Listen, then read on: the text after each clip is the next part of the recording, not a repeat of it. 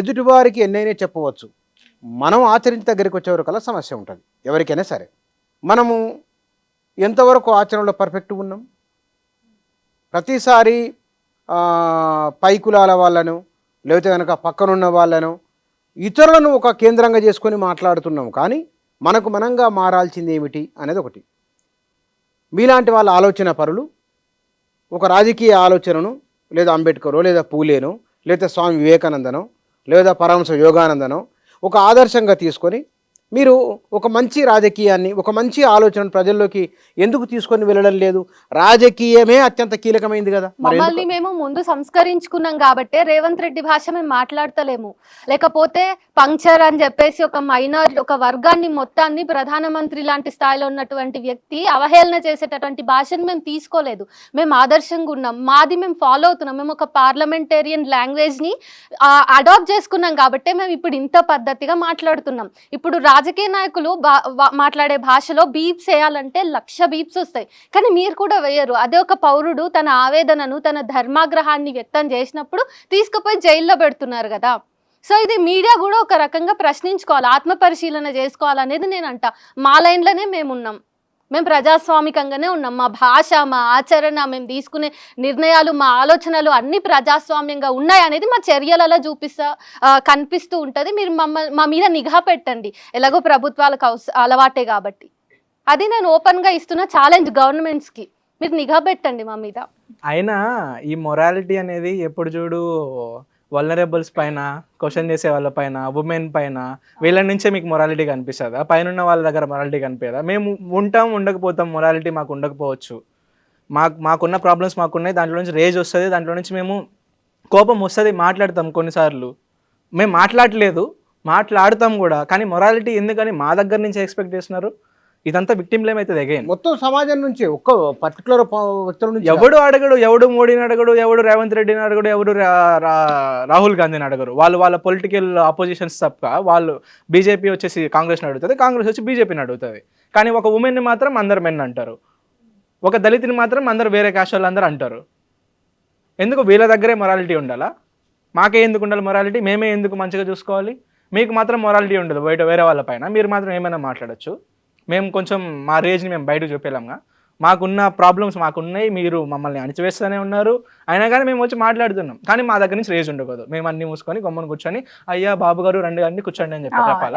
ఒక రేపిస్ట్ని కూడా మేము తీసుకొచ్చేసి ఆయన గారు ఈమెని రేప్ చేశారు అని చెప్పి సార్ గారు అని చెప్పి చెప్పాలా? మేము వాడే అంటాం. ఇంకొక మాట అనాలంటే ఇంకొక మాట అంటాం. మీడియా ముందర అనట్లేదు కాబట్టి మనం క్యాబిన్కి వెళ్ళాక మాట్లాడతాం కదా దాని గురించి. కావాలంటే ఇంకోటి అంటా, నేను అంటా ఆ రేపిస్ట్, నేను అట్లనే అంటా. కరప్ట్ పొలిటీషియన్ని నేను తిట్టుతా. మంచిగా ఉన్నవాడిని మంచిగానే మాట్లాడతాం. ఎందుకు మంచిగా ఉండం? కానీ ఎప్పుడు ఎందుకు ఒక అంటే నేను ఈ వేరే దేశం వెళ్ళలేదు, నాకు తెలియదు, కానీ అక్కడక్కడ మనం వింటూ ఉంటాం, చదువుతూ ఉంటాం కదా, మొత్తం సమాజం అంతా ఒక మార్పు జరగాలి, రాజకీయాల్లో మంచి మార్పు రావాలి, మనం సిస్టమ్ను గౌరవించాలని ఒక భావన ఉంటుంది కదా, మన దగ్గర ఎందుకు ఉండట్లేదు? అది సిస్టమ్ కరెక్ట్ గా లేదు. సిస్టమ్ ఎందుకు గౌరవిస్తాం మేము? సిస్టమే కరెక్ట్ గా లేదు, సిస్టమే కదా మొత్తం ఫాల్ట్. సిస్టమ్ ని లేపేయాలి ఫస్ట్ ఆఫ్ ఆల్. సిస్టమ్ ని లేపేస్తే సరిగ్గా ఉంటుంది అంతా. కొత్త ఆల్టర్నేటివ్ చూపి. ఆల్టర్నేటివ్ నేను ఎందుకు చూపించాలి? పౌరుణ్ణి, నేను పౌరుణ్ణి. నా ఇవాళ ప్రధానమంత్రి ఒక పౌరుడు, నేను ప్రధాన పౌరుడిని కాదు కదా. ప్రధాన పౌరుడు ప్రధానమంత్రి చేయడం చాలా సులభం, నిందలేయడం చాలా సులభం కాదు. నీవేం ఆచరిస్తున్నావు?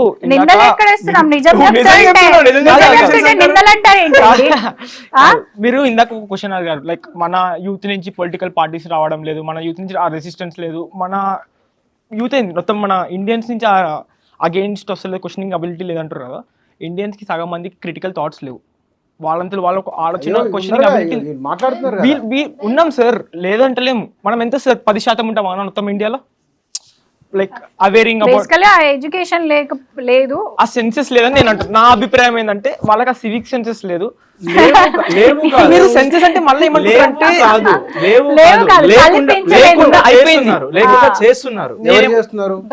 సిస్టమ్ చేస్తుంది, గవర్నమెంట్ చేస్తుంది, కాంగ్రెస్ బీజేపీ గవర్నమెంట్ చేస్తుంది. నేనేమంటున్నా అంటే ఈ కాన్షియస్నెస్ ని అందరికి, మన ఇండియన్స్ అందరికి వచ్చింది, వాళ్ళందరికీ ఒక క్రిటికల్ థాట్ అనే థాట్ వచ్చింది అనుకో, అప్పుడు క్వశ్చనింగ్ అబిలిటీస్ వస్తాయి. క్రిటికల్ థాట్ అంటే ఏమిటి నిర్వచించండి. ఇప్పుడు మన చుట్టూ అయ్యేటి ఏమైతుందో తెలియాలి కదా ఫస్ట్. మన సగం మందికి ఏమైతుంది, ఏం నెగ్లిజెన్స్ వల్ల, వాళ్ళ కన్వీనియన్స్ వల్ల ఏమైతుందో తెలుస్తలేదు. నెగ్లిజెన్స్ వల్ల కాదు బ్రో, వాళ్ళు చూపించట్లేదు, మీడియా మొత్తం వాళ్ళ చూపియట్లేదు. చేతిలో ఉంది. 50% వాళ్ళు చూపెట్టారు, వాళ్ళ నరేటివ్స్ నడుస్తున్నాయి, మనం ఇన్ఫ్లుయెన్స్ అయిపోతున్నాం, మనం మ్యానిపులేట్ అయిపోతున్నాం. ఇప్పుడు ఇండియాలో ఉన్న 90% 99% మనుషులంతా విక్టిమ్సే వీళ్ళంతా, సిస్టమ్ వల్ల విక్టిమ్స్. వాళ్ళ ప్రొపగండా, వాళ్ళ నరేటివ్ వల్ల మనమే తిట్టుకుంటున్నాం, వాళ్ళని తిట్టుకుంటా. నేనేమంటున్నా, అదే మనం if you're having the critical thought to question what's happening, అది రావట్లేదు. అది ఎందుకు రావట్లేదు అంటే సిస్టమ్ వల్ల రావట్లేదు. అది సిస్టమ్ ప్రాబ్లం, సిస్టమ్ చేపియాలి అదంతా. ఆ సిస్టమ్ ని చేంజ్ చేయాలంటే మనం చేంజ్ కావాలని నేను అంటున్నా. ఇప్పుడు సిస్టమ్ ప్రాబ్లం ఉన్నప్పుడు ప్రాబ్లం ఉన్న సిస్టమ్ ను సరి చేయడం ఎలా? సరి చేయడం ఎలా అన్నప్పుడు మేము ఇప్పుడు క్వశ్చన్లు వేస్తూ ఉంటే మీరేమో దాన్ని మీరెందుకు విమర్శిస్తున్నారు, అంటే అన్ని మీరెందుకు సందర్భాల్లో ప్రశ్నకు blame ప్రశ్నే చేస్తున్నారు? సమాధానం కాదు. ఆ? ప్రశ్నకు క్వశ్చన్ ప్రశ్నతోటే స్టార్ట్ అవుతుంది. ప్రశ్నించాలి, ప్రశ్నించకపోతే ప్రశ్నించండి. ఎక్కడ స్టార్ట్? ప్రశ్నించు. ఇప్పుడు మీరు దానికి అజయ్ పరిష్కారం అన్నారు, ఉండాలి కదా. నువ్వు వెళ్ళి చేంజ్ అన్నారు, సరే solution ఉందా? అజయ్ నీకు ఆ ప్లేస్ నాకు powers ఏంటి? నన్ను PM చేయండి. నన్ను PM చేయండి, చేయండి బై, స్పేస్ ఎక్కడ ఉంది? ఇప్పుడు మీకు ఒకటి impact- చేయడం కాదు. ఇప్పుడు మీకు ఇంపాక్ట్ అంత ఆస్తి లేదు అంటారు. జెన్జీ కొత్త ఆలోచన 38 ఏళ్ళ అతను నేపాల్కు ఇవాళ నేపాల్ పరిపాలిస్తాడు. ఒక మాట, రేపు నేపాల్ పరిపాలించగలుగుతున్నారు కదా. మరి మీరు మాట్లాడుతున్నారు క్రిటికల్ అంటారు, సిస్టమ్ బాగలేదు మన అంటారు. కంట్రీని నేపాల్ లాగా కంపేర్ చేయొద్దు సార్. మనం వాళ్ళ ఆ, నేను ఉదాహరణ చెప్పిన, నేనేం నేపాల్ ఇండియా ఒకటని నేను చెప్తలేను, నేను చెప్తున్న ఉదాహరణ చెప్తున్నా. అంటే అక్కడ కూడా జెన్జీ సార్, మూమెంట్ ఇక్కడ అన్నారు మనం కదా. ఈ డిబేట్ అయిపోగొట్టుకునే లోపు ఇంకా భారతదేశాన్ని 20 సంవత్సరాలు వెనక్కి ఎట్లా తీసుకెళ్లాలి అనేటటువంటి వ్యూహాన్ని రచిస్తూ అక్కడ వాళ్ళు ఉంటారు.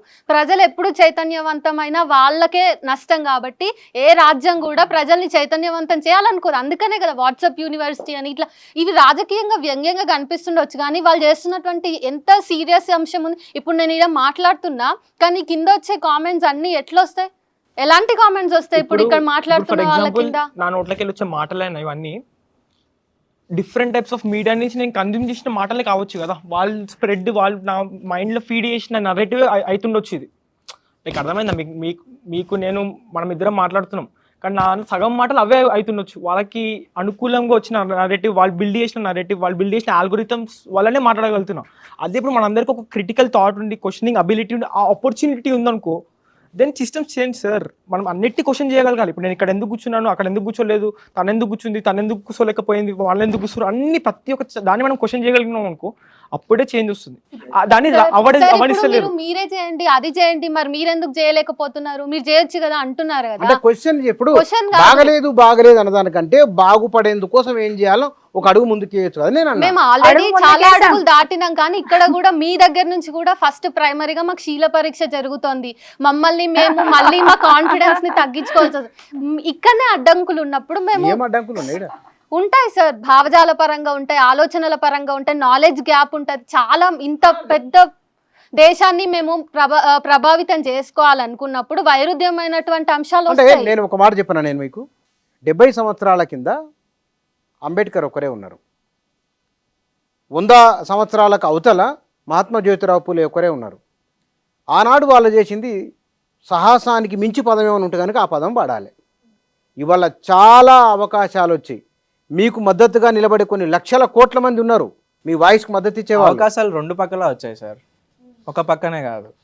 అవతల పక్కది డామినేట్ చేసేటట్టు ఉంది అనేది కూడా గుర్తుపెట్టుకోవాలి ఇక్కడ. మరి ఇప్పుడు ఒకే అంబేద్కర్ లేరు, ఒకే మహాత్మా లేరు అంటే దాని అర్థం చాలా వాయిసెస్ కూడా రావడానికి సిద్ధంగా ఉన్నాయి, ప్రయత్నపూర్వకంగా వాళ్ళు వస్తున్నారు, కానీ వాటిని అక్కడనే నరకడానికి కూడా పెద్ద వ్యవస్థ పనిచేస్తుంది అనేది అర్థం చేసుకోవాలి. ఒక మహాత్మా, ఒక ఫూలే వచ్చినా కూడా ఆ మహాత్మా ఫూలేని కూడా కొనేస్తున్నారు సార్. ఈ రోజు భగత్ సింగ్ ఉంటే ఎత్తుకవి జైల్లో వేసి ఉంటారు. భగత్ సింగ్ ని యాంటీ నేషనల్ అనేవాళ్ళు, ఎత్తుకమి జైల్లో వేసి యాంటీ నేషనల్ అనేవాళ్ళు. సరే, ఇప్పుడు ఇవన్నీ మీరు మీ అనుభవంలో ఉన్నది లేదా మీ ఆలోచన వారు అన్నట్లు కన్జ్యూమ్ చేసినా ఏమో నాకు తెలియదు, కానీ ఈ వ్యవస్థలో అంటే ఒక అతను ఒక సోషల్ మీడియాలో పోస్ట్ పెట్టగానే కొన్ని లక్షల కోట్ల మంది స్పందన కనబడింది మనకు. ఈ దేశంలో ప్రజాస్వామ్యం మరింత బలపడాలంటే, ప్రజల మధ్య సోదరభావం పెంపొందాలంటే, భారత రాజ్యాంగ నిర్మాతల ఆలోచన ఏదైతే ఉన్నదో అది మరింత బలపడాలంటే ఈ దేశంలో ఏ మార్పు రావాలి, లోపాలను సరిదిద్దుకొని ఎట్లా ముందుకెళ్ళాలి, ఒక్కొక్క 2-3 పొడి మాటల్లో మీరు మీ భావాన్ని వ్యక్తీకరించండి. మీరు చెప్పరా, ఆయన నేను చెప్తాను, మీరు చెప్పండి ప్రాసెస్ ఆ చేసుకుంటాం. థాట్ ప్రాసెస్ మీరే నేను అన్నట్టు రాజకీయాలకి మతానికి ముడిపెట్టద్దు. ఫస్ట్ ఆఫ్ ఆల్ రాజకీయానికి మతానికి సంబంధం లేదు. మతం అనేది నా ఇండివిజువల్. నేను రేపు పోయేసి నేను రాముడికి పూజించవచ్చు, జీసస్కి ప్రేయర్ చేసుకోవచ్చు, అది నా మైండ్లో ఉంటుంది, నా ప్రేయర్లో ఉంటుంది. రాజకీయానికి దానికి అవసరం లేదు. నీకు అంతగా జాతీయ నేషనలిజం ఏదో ఉంది కదా, అది కావాలనుకుంటే కల్చర్ని ప్రిజర్వ్ చేసుకో. ఏదైతే మంచి కల్చర్ ఉందో, మళ్ళీ కల్చర్ అంటే అన్నీ వస్తాయి, సతీసహగమం నుంచి మళ్ళీ అన్నీ వస్తాయి. అన్నీ కాదు, కల్చర్ అంటే యూనిటీ అండ్ డైవర్సిటీ. మన కల్చర్ ఏంది, మనం చిన్నప్పటి నుంచి పెరుగుతుంది అది యూనిటీ అండ్ డైవర్సిటీ. నువ్వు యూనిటీ వద్దు, యూనిఫార్మిటీ కావాలంటున్నావు. సౌత్ ఇండియాలో కూడా నువ్వు హిందీ తీసుకొస్తాను అంటున్నావు. ఇవన్నీ కాకుండా మేజర్ ప్రాబ్లం లాస్ట్ 5 yearsలోనో లాస్ట్ 3 yearsలోనో ఆల్మోస్ట్ 80,000 90,000 స్కూల్స్ని లేపేశారు. స్కూల్స్ లేవు, 80,000 90,000 స్కూల్స్ని తీసేశారు. నువ్వు మళ్ళీ గుడులను కట్టారు. గుడులు కట్టడం నాకు ప్రాబ్లం లేదు, గుడులను కట్టు, స్కూల్స్ని అట్లనే ఉండు. గుడులను ఎట్లయితే కడుతున్నావో స్కూల్స్ని కూడా అట్టే లేపు. రాజకీయానికి మతానికి లింక్ పెట్టుకుంటా చేసుకుంటే రాజకీయం మంచిగా ఉంటుంది. Agree to most of his points. Sir నాకు నిజంగా మన దేశమైన మన ఏదైనా 20 years ఫర్ ఎగ్జాంపుల్ మనం నిజంగా డెవలప్ కావాలి, నంబర్ 1 కావాలి, మన యూత్ అందరూ ఇండియన్స్ అందరూ should be proud across the world అంటే ఫస్ట్ ఇంటర్వ్యూ స్టార్ట్ అయినప్పుడే చెప్పిన సార్, మళ్ళీ అదే పాయింట్ చెప్తున్నా. Education should be equal and education should be for everyone. ఇది ఇంప్రూవ్ కావాలి. ఎడ్యుకేషన్ అయిపోయినాక వాళ్ళకి ఎంపవర్మెంట్, వాళ్ళకి ఎంకరేజ్మెంట్ కావాలి, దాని తర్వాత ఎంప్లాయ్మెంట్ కూడా రావాలి, దీంతో పాటు హెల్త్ కేర్ రావాలి. మనం ఈ 5 things ఉన్నాయా, 24/7 ఈ 5 గురించి మాట్లాడాలి సార్. వేరే ఏం టాపిక్స్ ఉండొద్దు మన టాపిక్ ఆఫ్ డిస్కషన్లో కూడా. If you're speaking with anyone కదా, this should be our 5 main motives. దీని గురించి మనం మాట్లాడుతూ ఉండాలి, దీని గురించి ఎట్లా ఇంకా బెటర్ సొల్యూషన్స్ తీసుకురావాలి, దీని గురించి ఇంకెంత అడ్వాన్స్గా వెళ్ళగలుగుతాము, ఈ 5 things మీదనే మనం ఫోకస్ చేయగలగాలి. సార్ రీసెంట్గా యూజీసీ గ్రాంట్స్ ఒక నూతన విధానాన్ని తీసుకొని వచ్చినప్పుడు అది యూనివర్సిటీ లెవెల్లో ఏమంటారు, ఎలాంటి ఇన్ఈక్వాలిటీస్ ఉండొద్దు, సమానత్వం ఉండాలి, అక్కడ డిస్క్రిమినేషన్స్ నడవద్దు అనే దానికి అది సానుకూలంగా ఉంటే అందరూ చాలామంది ఎవరైతే అప్పర్ కాస్ట్ వాళ్ళు ఉన్నారో వాళ్ళందరూ ఫైట్ చేసి అది క్యాన్సల్ అయ్యేటట్టుగా ఉద్యమం చేసిర్రు. ఒక చోట అయితే ముస్లిమ్స్కి సీట్స్ వచ్చినందుకు వైష్ణోదేవి యూనివర్సిటీ అనుకుంటే ఆ యూనివర్సిటీకి పర్మిషన్సే, మెడికల్ యూనివర్సిటీకి పర్మిషన్సే తీసేసిండ్రు. సో మతం అనేది రాజకీయాల ద్వారా ప్రతి శాఖలోకి ఇట్లా శాఖోపశాఖలుగా వెళ్తుంది కాబట్టి మనం మతాన్ని దూరం చేసుకుందాం. భారత రాజకీయ వ్యవస్థను మార్చాలంటే కులాన్ని ఎట్లా మనం తీసేయాలి అనేటటువంటిది చూస్తూనే కుల వివక్షతని పోషిస్తున్నటువంటి అన్నింటినీ కూడా మనం ప్రక్షాళన చేయాల్సి ఉంటుంది. చదువు విషయానికి వస్తే చరిత్రను మనం తుడిచిపెట్టేస్తున్నాం. 5,000 ఏళ్ల క్రితం ఉన్నటువంటి రామాయణాన్ని నేను 10వ తరగతి నాన్ డీటెయిల్లో చదువుకోగలుగుతున్నా, కానీ ఎన్సీఆర్టీ పుస్తకాల్లో రియల్ హిస్టరీ లేదు.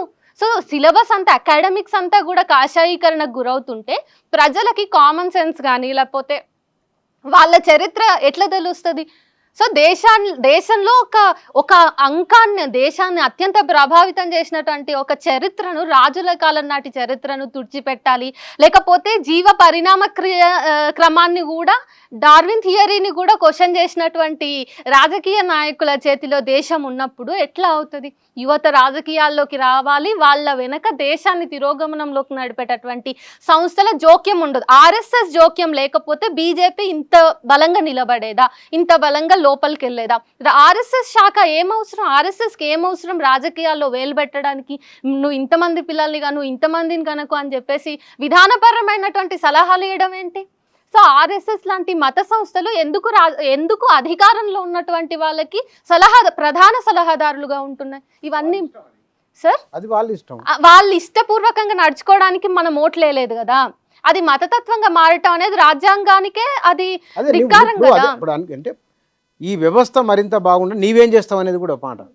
దాన్ని వెనక్కి తీసుకెళ్ళొద్దు. నాకు మీరు అవకాశం ఇచ్చిర్రు కాబట్టి సరే వెళ్దాం పదండి, మళ్ళీ గోచి వంగడి కట్టుకుందాము, ముందొక ముంత వెనకొక చీపురు కట్టుకొని పోదాము అని అంటే నడవదు కదా. అట్లనే ఉన్నాయి ఇప్పుడు ఆర్ఎస్ఎస్ విధానాలు అన్ని అట్లనే ఉన్నాయి. ఇప్పుడు బీజేపీ అనేది ఆర్ఎస్ఎస్ ఒక క్లోన్ లాగా పనిచేస్తుంది. మనుస్మృతిని వాళ్ళు ఎగ్జిస్టెన్స్ లోకి తీసుకెళ్లడానికి, రాజ్యాంగాన్ని నిర్వీర్యం చేయడానికి అణువణువున వాళ్ళు పథకాలు రచించి వాళ్ళంతా చేస్తూ ఉంటే, శివాజీ శివాజీని కూడా, అంటే ఒక ధిక్కారస్వరమైనటువంటి మా మా మూలవాసులకి అండగా నిలబడ్డటువంటి శివాజీని కూడా వాళ్ళు హైజాక్ చేసి అతన్ని ఒక మతతత్వవాదిగా చిత్రీకరిస్తుంటే మేము ఎట్లా ఊరుకోవాలి? ఇవన్నీ ఉన్నప్పుడు రాజకీయాలు ఎట్లా ఫెయిర్ గా ఉంటాయి? అది ఎట్లా ప్రజాస్వామ్యం అవుతుంది? మీరు మీ అభిప్రాయం? Oh that's super. మౌనమే సమాధానం. అట్లనే అనిపిస్తుంది ప్రస్తుతానికి. అండ్ చాలా విషయాలు మనం మాట్లాడుకున్న తర్వాత నాకు ఒకటి అనిపించింది ఏంటంటే, ఫస్ట్ సమాజం కానీ ఎవరైనా కానీ ఇంజస్టిస్, అసలు ఈ ఇంజస్టిస్ని గుర్తించాలి. క్లాస్ వైజ్ గానో, క్యాస్ట్ వైజ్ గానో, ఎన్వైర్మెంటల్ వైజ్ గానో ఏదైతే ఉందో ఈ ఇంజస్టిస్ని ప్రతి ఒక్కరు గుర్తించాలి. గుర్తించినప్పుడు ఆటోమేటిక్గా సిస్టమ్స్ అన్నీ రిఫైన్ అవుతాయి. ప్రతి మనిషికి ఒక humanitarian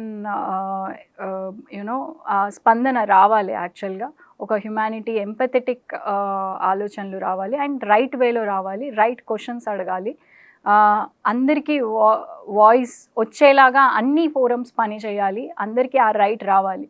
so that's how it should be అని నేను అనుకుంటున్నాను. యా